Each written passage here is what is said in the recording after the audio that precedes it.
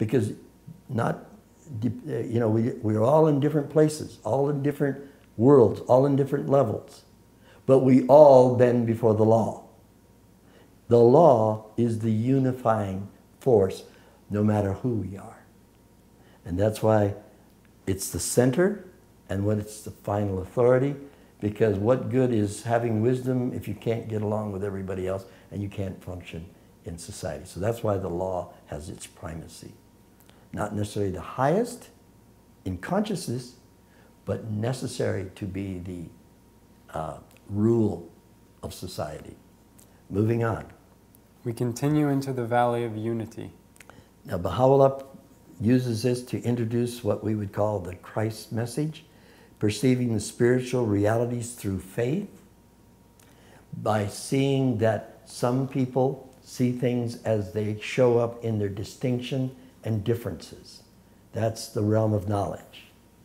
But to see the unifying spirit, the beauty of the spirit of those subjects, he calls seeing the light itself. And he's explaining the difference between a person coming from the first stage to moving into the second.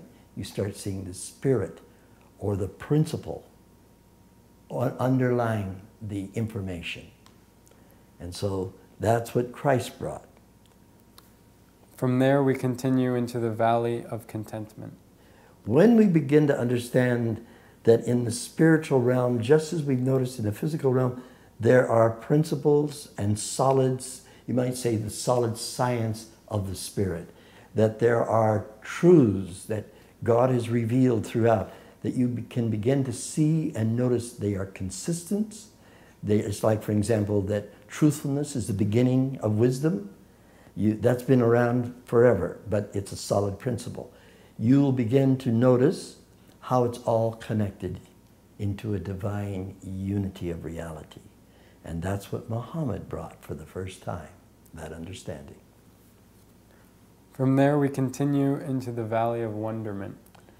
Experience selflessly the presence of your Lord, to so detached from the material world that you sense that your Lord is close to you, that his presence is with you in this form of the Spirit, Holy Spirit. It's closer to you than your life's vein. That consciousness of his presence, and therefore everything you do and everything you're about is done with the idea you sense the presence of God with you, and therefore you behave in a very unique and different way. And finally we enter the valley of absolute nothingness. Seeing nothing but God's will and his purpose, where you begin to see for yourself what God's will might be for you to do and for what purpose he has for you to have. And you begin to find yourself swept into a work that you might never have understood, and you might never understand what it is you're actually doing. And this is the case too of people who don't always know, but God is using them to touch lives, but they're not even conscious. There's just no sense of themselves, and they just find themselves flowing in the will of God. And they don't even know that it is the will of God. They just find themselves inspired to behave and to act and to do, and let God make the decision as to what that's all about. It's a very different place to be. But it's called in one place the nameless and the placeless. And the work these folks do is often referred to as the immortal contributions.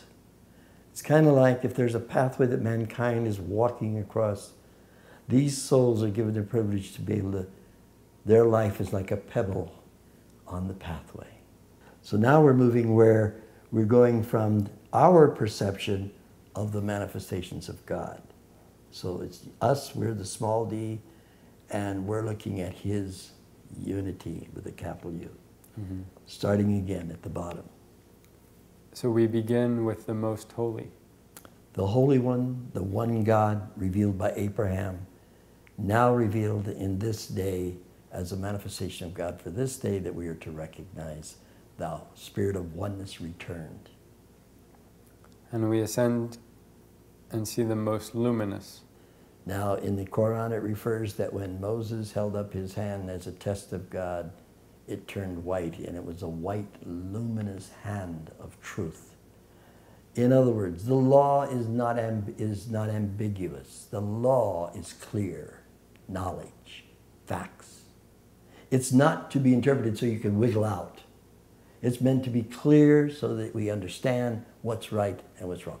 In this case, this is the black and white part of all religions. And all religions have this fundamental basis in it.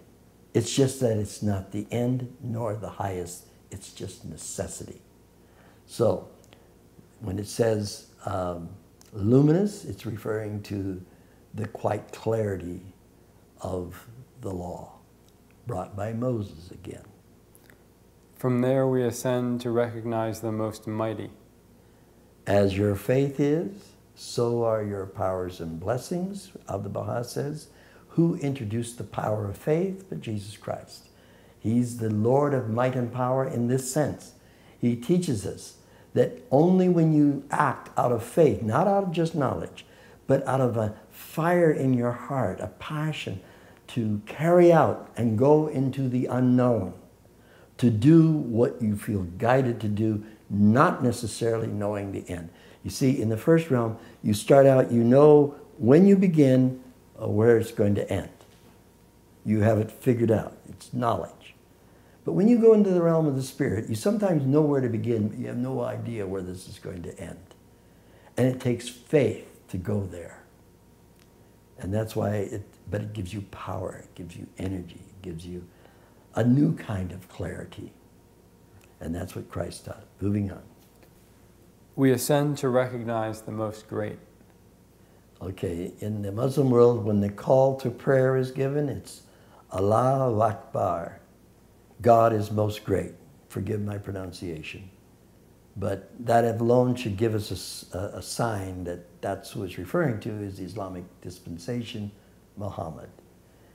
And we continue to recognize the most exalted. And Ali Allah, and I can't pronounce it well. This is one of the challenges for me.